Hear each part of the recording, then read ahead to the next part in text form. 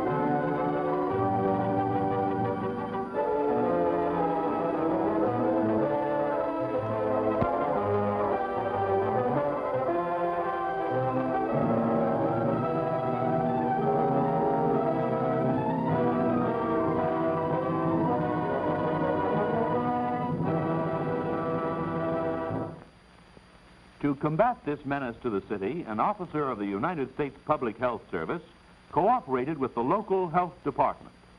One of the first steps in the campaign was to discover permanent mosquito breeding places, such as old cisterns, basins, shallow wells, fire barrels, and numerous other containers capable of holding water.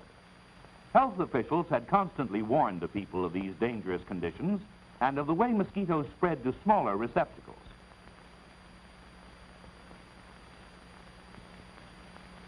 After a period devoted to study and surveys, the extent of breeding of the dengue and yellow fever mosquito was determined.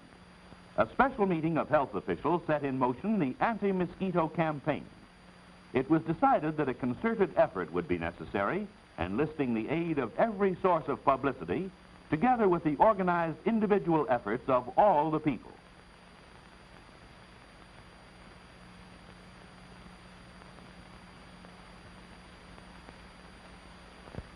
With the health of an entire city in jeopardy, the mayor promptly issued a proclamation regarding the urgency of the situation and asked that everyone participate in eliminating the dengue yellow fever mosquito.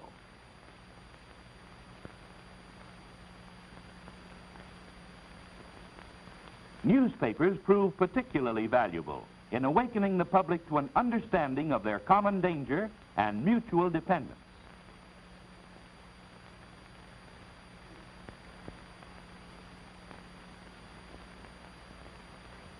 Officials of civic organizations assisted the health officers in recruiting leaders and obtaining cooperation from the public through knowledge rather than action enforced by law.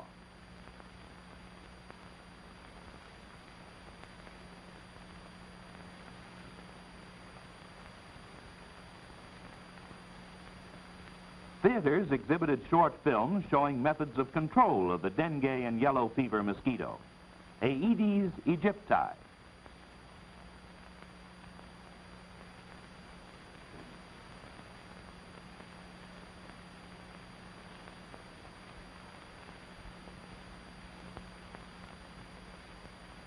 Teamwork was stimulated in schools as a direct result of the educational programs, which included the showing of motion pictures on mosquitoes, their life habits, and various methods of control. Children are impressed by this method of presentation. Such knowledge acquired by these citizens of tomorrow will be of great influence in the building of healthy, prosperous communities of tomorrow.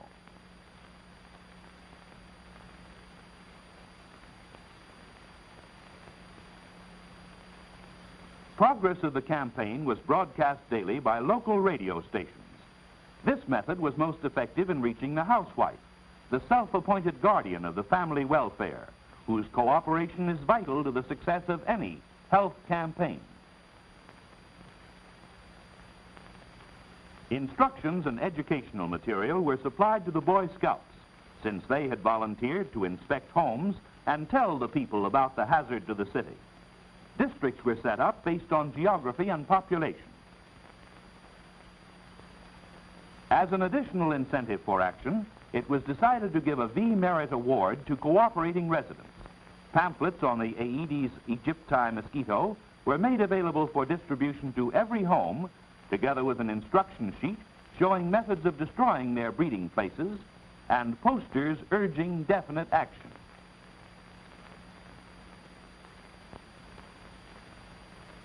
Newspaper publicity gave the necessary day-by-day stimulus for a successful campaign.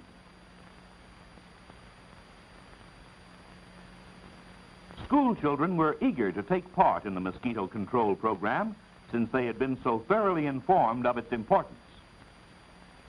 Teachers emphasized the necessity of the campaign by personally distributing literature for the children to take home.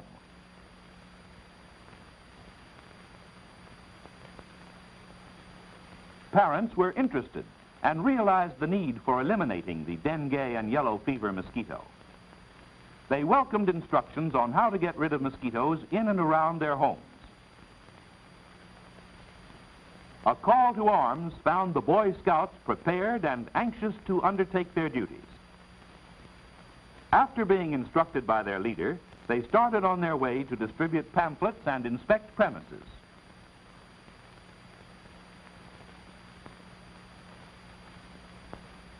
The Scouts greeted housewives in their usual polite manner and consequently received cooperation and assistance. Each Scout had received instructions about possible breeding places and was determined to make a thorough inspection of each home. This attitude often stimulated the housewife's concern and careful observation. If it holds water, it will hold mosquito larvae.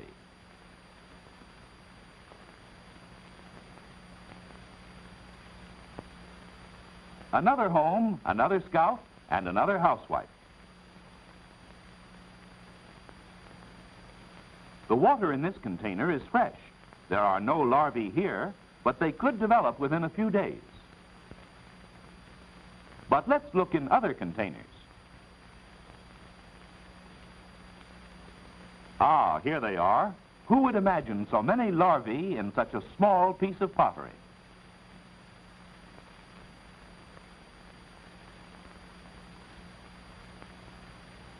Any container capable of catching water is a potential mosquito breeding place and should be immediately destroyed or emptied and turned bottoms up.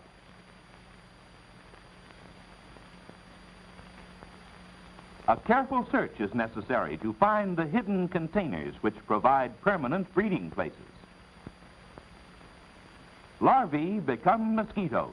Mosquitoes carry disease.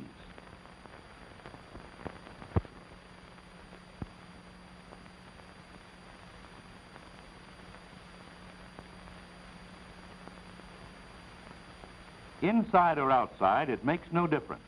Man-made containers, small and large, harbor Aedes aegypti mosquito larvae.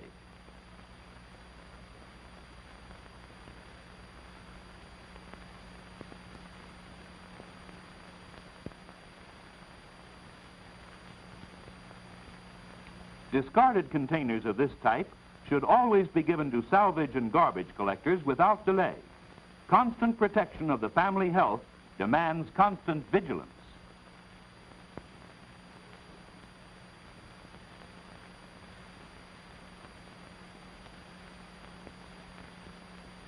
All drinking pans should be emptied and washed at least twice a week.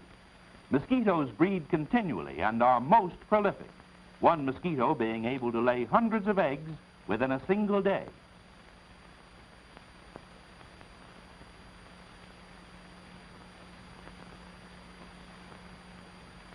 After each home had been thoroughly inspected, the cooperative housewife was given a merit award. Display of this award was evidence of her intention to continue keeping her home free from dengue and yellow fever mosquitoes.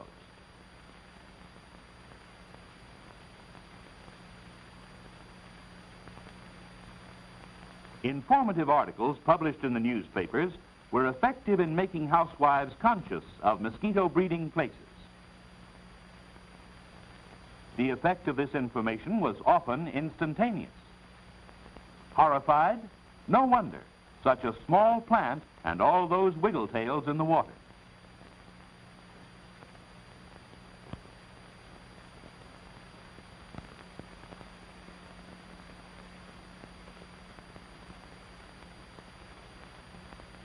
All water plant receptacles in the home should be emptied and scrubbed twice a week.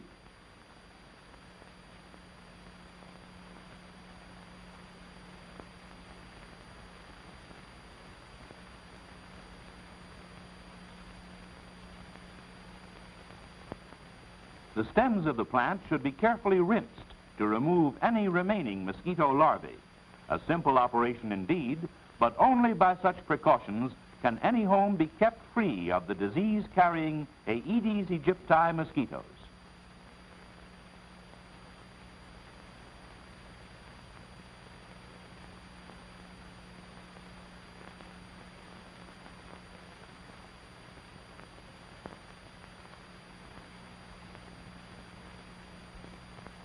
Since most water plants grow well in soil, it was recommended that where possible the change be made. Potted plants never breed mosquitoes.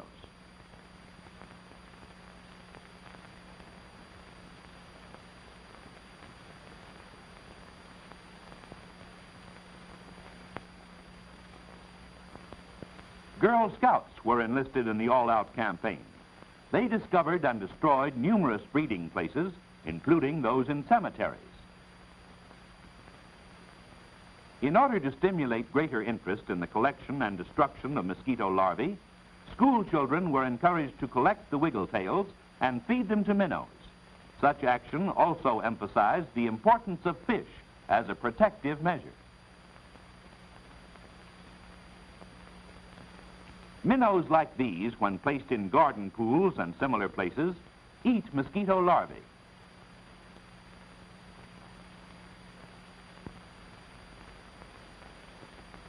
Every section of the city was thoroughly inspected. Vacant lots were found with accumulations of refuse. The Scouts punched holes in containers to make sure they would never again be capable of holding water and mosquito larvae. Community cooperation is essential in all health education programs, since cleanup in one area contributes to the welfare of the entire community. Mosquito larvae are often found in unsuspected places, such as old discarded tires containing water. There's just about one efficient way to get water out of these tires. And this is it.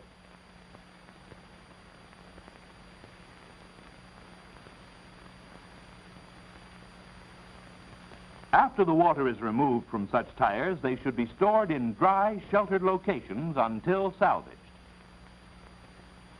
This man, by cooperating in the campaign, helped protect the health of his family and neighbors, thereby receiving the Merit Award.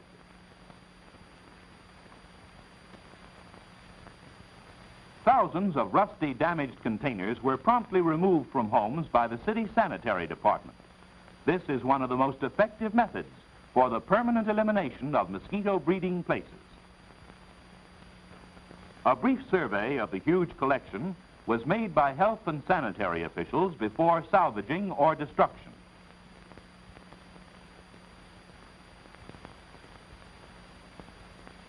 Posters were displayed throughout the city to keep the public ever mindful of the mosquito menace.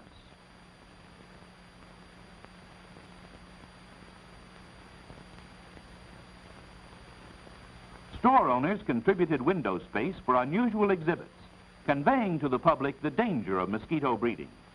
Various methods of Aedes aegypti control were presented.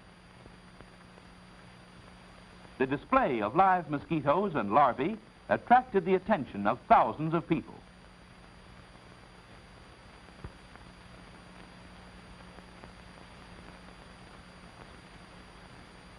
The larvae-eating minnows impressed many spectators as being an effective way to combat the mosquito hazard. The aroused public attitude assured the success of the anti-mosquito campaign.